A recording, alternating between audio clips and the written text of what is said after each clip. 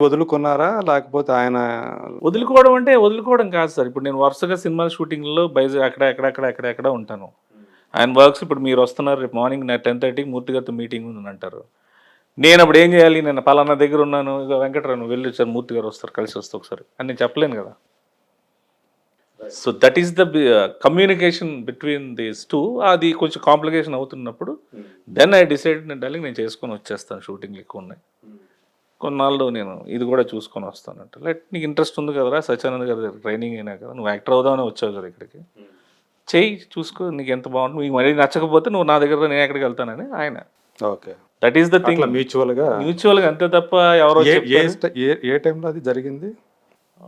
మిర్చి తర్వాత. మీరు లాస్ట్ సినిమా చేసింది కూడా మిర్చి తర్వాత మిర్చి ప్యారలల్‌గా షూటింగ్ జరిగింది నా గబ్బర్ సింగ్. గబ్బర్ సింగ్ రిలీజ్ అయినాక I am very busy. Okay. So అవుట్‌డోర్‌లు అటు ఇటు తిరగడాలు ఇవన్నీ మాకు ఆర్టిస్ట్‌గా ఉంటాయి కాబట్టి అవన్నీ మనం చేయాలి. ప్రభాస్ దగ్గర ఉన్న కాలంలో మీరు సినిమా ఛాన్స్‌లు కోల్పోవటం అట్లా జరిగిందా? చాలా కోల్పోయాను. చాలా. సో ఈయన దగ్గర టైం ఇక్కడ ఉంచాలి కాబట్టి ఈయన కోసం చాలా కేటాయించాలి కాబట్టి కోల్పోతాం కదా. ఇటు అటు ఉంటాయి సార్. లేకపోతే ఈ పాటికి ఇంకా ఆల్మోస్ట్ 400 సినిమాలు. అక్కడతో ఆరింటితో వెళ్ళిపోయేవాడిని వెనక్కి ఇన్ని సినిమాలు చేసేవాడిని కాదు. అదంతా నాకు తెలుసు. సో ఆ తర్వాత కూడా మీ ఇద్దరి మధ్య రిలేషన్ అనేది ఎలా ఉంది? ఎప్పటికీ ఉంటుంది. ఇప్పుడు మేము స్టార్ట్ చేసింది ఇలా చేస్తే ఇలాగ అవుతావు అలా చేస్తే ఇలాగ అవుతావు అనే రిలేషన్ కాదు అది. ఆయనతో పాటు వెళ్ళిపోవడమే. అంటే ఆయన ఫ్యామిలీలో ఒక మెంబర్ లాగే ఉండేదే ఇప్పటికీ కూడా ఉంది అది. అప్పుడంటే ఆల్మోస్ట్ వాళ్ళ ఫ్యామిలీ మెంబర్ లానే ఉండేవాళ్ళు కదా. ఈవెన్ కృష్ణరాజు గారు కూడా మిమ్మల్ని అలాగే ట్రీట్ చేశారు అనుకుంటాను. ఆ ఫ్యామిలీ ఇంక అందరు అంతేనండి. ఆయన మనిషి అంటే ఫ్యామిలీ అందరూ కూడా ఆయన మనిషిలాగే చూస్తారు.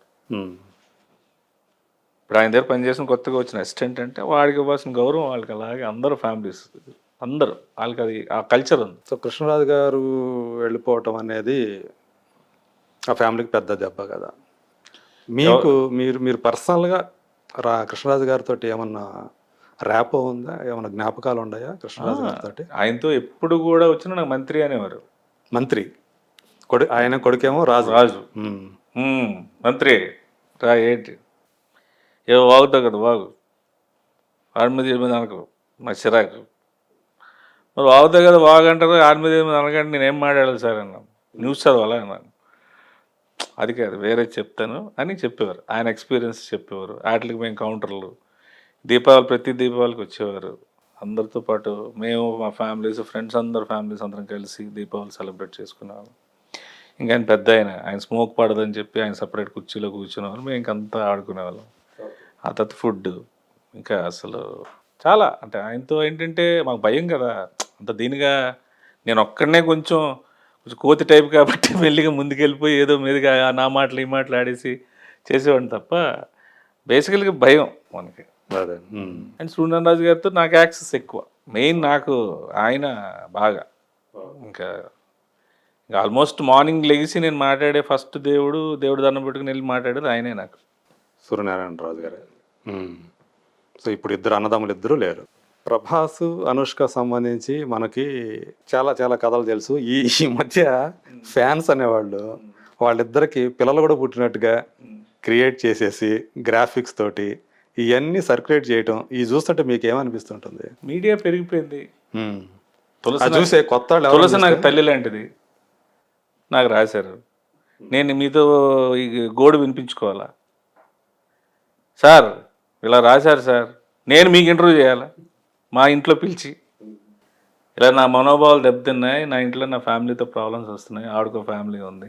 యాక్చువల్గా ఆమె మిమ్మల్ని హెచ్చరించారనుకుంటా కదా, ఇట్లా వస్తుంది చూడు సీన్ అనేది అన్నట్టున్నారు.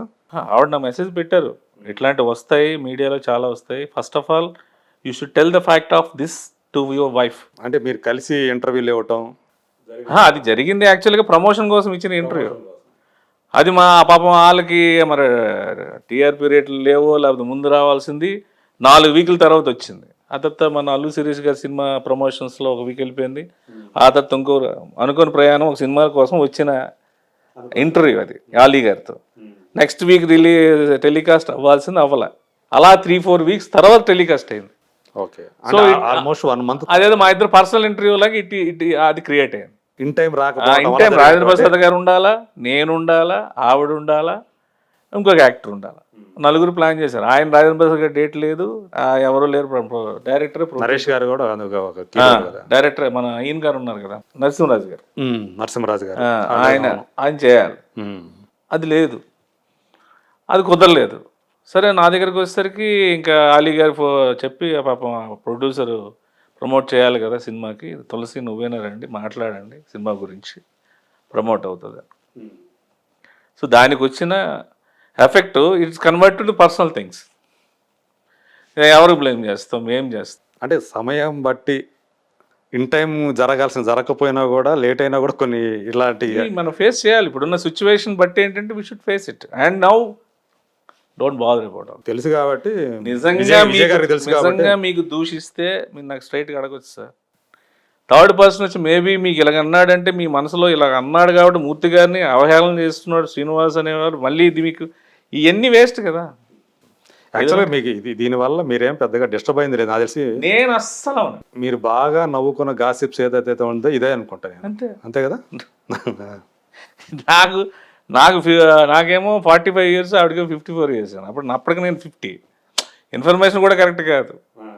ఐసైడ్ బాబు మా ఏదో ఎవరు బాధలు అనుకుంటాయి. ఇప్పుడు ఒకళ్ళు ఊర్లోకి వెళ్తాను, నీ యాక్టింగ్ చాలా బాగుంది అంటాడు, ఇడొక యాక్టర్ అంటాడు ఇంకోడే, ఇది తీసుకో అది తీసుకో హ్యాపీ, నీ పని ఏంటి షూటింగ్ చేయడానికి వచ్చాం, వాళ్ళని పట్టించుకుంటాం. అదే సో మీకంటే నాకు తెలిసి ఆమె కొంచెం ఇంకా ఎఫెక్ట్ అయి ఉండాలి గారు.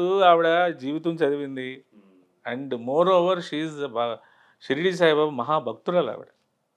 అసలు ఇంకా మాకే ఇంకా చిరాకు, అమ్మ తల్లి నమస్కారం అమ్మ, నువ్వు ఇప్పుడు లక్ష్మీవారం పోటీ ఈవిడ దగ్గరికి వచ్చి చచ్చిపోతామని చెప్పన్న దీంట్లో ఉంటాం.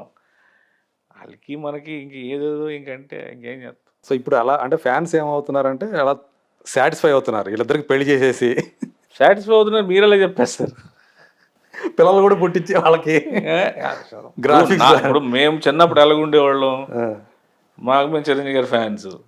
ఇప్పుడు ఇంకా అప్పుడు చిరంజీవి గారి ఫ్యాన్స్ ఇంకా రాదా, ఎస్ చిరంజీవి గారు రాదా అది అని అనుకుంటాం తప్ప చిరంజీవి గారు రాదా వాళ్ళ రిలేషన్ ఏంటి అదనేది ఈరోజు ఒక విధంగా మీ మీడియా వల్లే వాళ్ళ ఇంటికి వీళ్ళు వెళ్తున్నారు, వీళ్ళ ఫ్యామిలీ వాళ్ళు కలుస్తున్నారు, వాళ్ళు రిలేషన్ పెట్టుకుంటున్నారు, ఇలాగనేది ఇప్పుడు తెలుస్తుంది. అప్పుడు మనకు తెలియదు కదా. అప్పుడు ఎలా ఉండేదంటే సెట్స్లో ఒకవేళ సీన్ అయిపోయిన తర్వాత పొరపాటున వీళ్ళు ఒకచోట కూర్చొని హీరో హీరోయిన్లో ఒక ఆడామగ ఆర్టిస్టులు కన్నా కూర్చొని మాట్లాడేది ఇద్దరి మధ్య ఏదో ఉందని చెప్పి రాసేసే టాబ్లెట్స్ ఆ రోజుల్లో ఉండేవి, అలా వచ్చేసేది. ఓకే.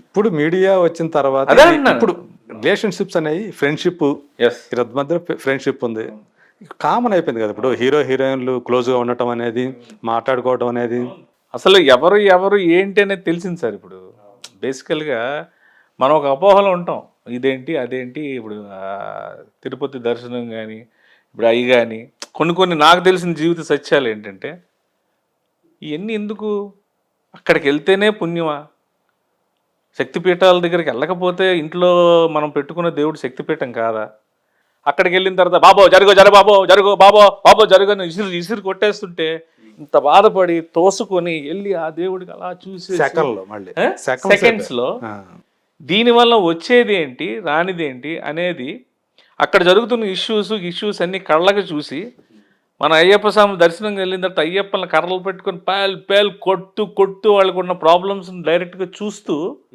మనకు రియలైజేషన్ రాదా? అది మీ వల్ల వస్తుందండి.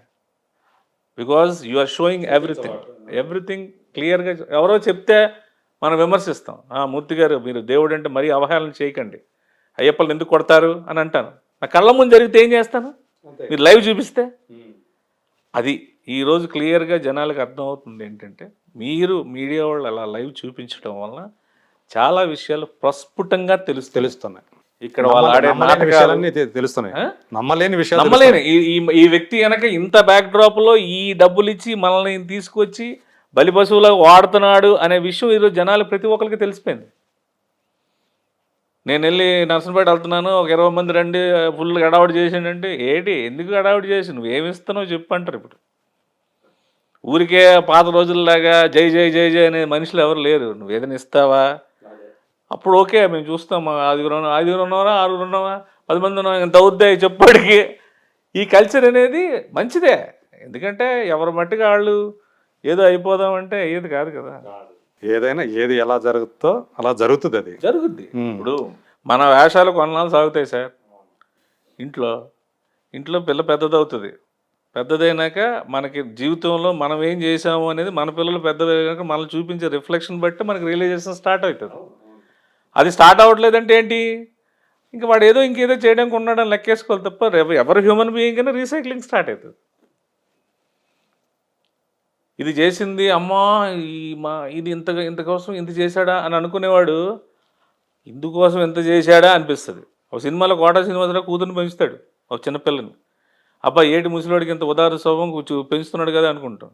నేను పలానా వాడిని పెళ్లి చేసుకుంటానని చెప్తే అసలు ఆడిని చేసుకుంటూ నీకు పెళ్లి చేసుకోవడం కదా నేను పెంచానంటాడు లాస్ట్లో.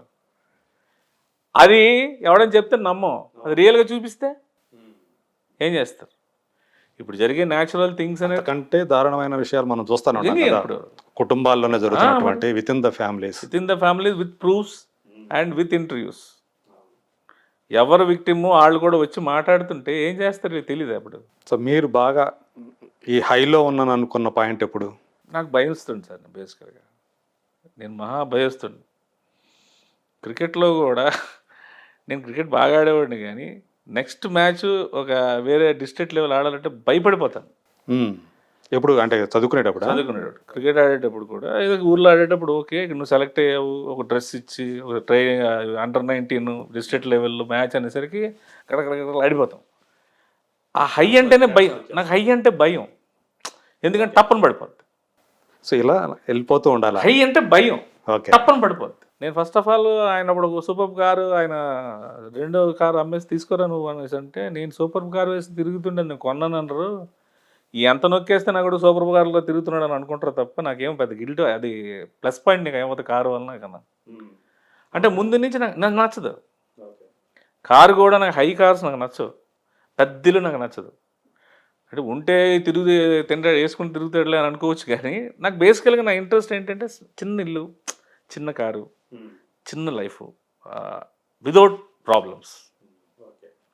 ఒకవేళ వచ్చిన ప్రాబ్లం కూడా నా శక్తితో నేను దాన్ని కవర్ చేసుకోవచ్చు. If I went to the big slot, అది ఒక స్టేజ్ వచ్చేసరికి నేను బ్యాలెన్స్ చేయలేను, సాచురేషన్ పాయింట్ వచ్చేస్తుంది, డెఫినెట్గా వస్తుంది. బికాస్ బిగ్ స్మాల్ నుంచి మనం బిగ్కి వెళ్ళామంటేనే మనం సాచురేట్ అయిపోయాం. అదే అవును, ఫస్ట్ మన మనసు పొల్యూట్ అయిపోయింది, సో మన యాటిట్యూడ్ పొల్యూట్ అయిపోయింది, మన వే ఆఫ్ గోయింగ్ అనేది ఆగిపోయింది. 2 లక్షలు నువ్వు కట్టుకునే స్టేజ్ నుంచి నువ్వు 20 లక్షలకు ప్లాన్ చేసుకున్నావంటే 18 లక్షల రిస్క్ అనేది నువ్వు ఎంత చేయగలవు? ఒకవేళ 18 లక్షలు నీకు ఎవరో ఒకరు, నీ హెడ్డో నీ బాసో ఎవరో ఇస్తున్నారు అనుకో, రేపాడికి మా మనసు మారిపోయి ఏదో రాత్రిపూట మన నోరు తినకుండా ఏదో అనేసరికి టక్కన ఆపేసాడు. ఇంక 18 లక్షలు ప్రతి నెల కట్టుకోవాలి కదా. ఈ 2 లక్షలతో అడ్జస్ట్ అయ్యి ఇంకో 1,00,000 అనుకోండి, ఇంకో 1,00,000 ఏదైనా బాధపడతా. ఇంకో 1,00,000 వచ్చింది అనుకోండి, పనిలే నెక్స్ట్ మంత్కి ఇది 2 లక్షలు యావరేజ్ అయిపోద్దని ఫిక్స్ అయిపోతా. ఈ లైఫే నాకు ఇష్టం సార్. అంటే మనకి ఏదైతే వస్తుందో చేసుకుంటూ వెళ్ళిపోవటమే. నాకు ఎవరినైనా డైరెక్టర్స్ నేను అడిగేది ఏంటంటే, నాకు పని ఇవ్వండి, డబ్బులు మేనేజర్లు చూసుకుంటారు, నా నిడివి బట్టి నాకున్న స్ట్రెంగ్త్ బట్టి ఇస్తారు వాళ్ళే. కొంతమంది ఆర్టిస్టులు నా క్యారవాన్ పెట్టలేదు అన్నారు. అరే నీ టైం బాగుంటే ఆటోమేటిక్గా నీ పేరుతో క్యారవాన్ అక్కడ రెడీగా ఉంటుంది.